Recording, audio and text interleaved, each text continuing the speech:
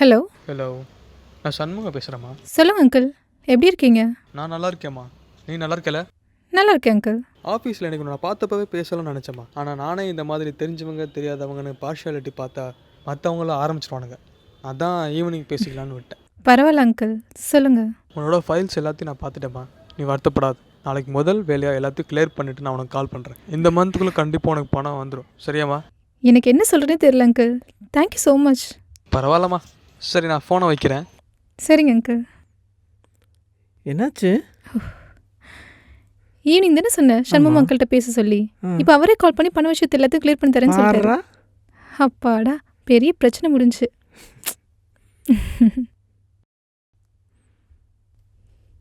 ம். ம். ம். என்ன? இதெல்லாம் ஓ வேலையா?